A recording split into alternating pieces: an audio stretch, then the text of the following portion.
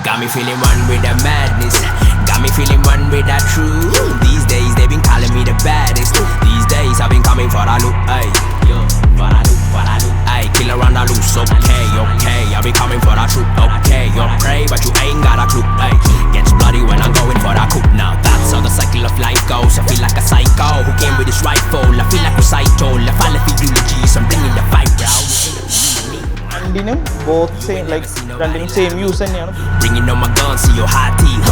Reeling in this game that I might be sending you 6 feet deep under my. I'm a beast, I've been classy like heat. I've been packing receipts, I've been stacking these seats. I've been passing off easy, they calling me breezy. This KO, it needs me like he on his knees for his season. Going for the throne, for the time's right. About to bring your sins to the limelight. There's a place in the top. There ain't no escaping. Feeling one with the truth that I'll be up chasing.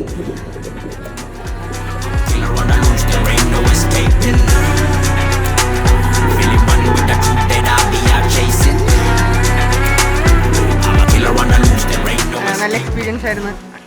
അടിയിട്ട് പോയി കുറേ സംഭവമൊക്കെ experience ചെയ്യാൻ പറ്റി. നല്ലൊരു experience ആയിരുന്നു.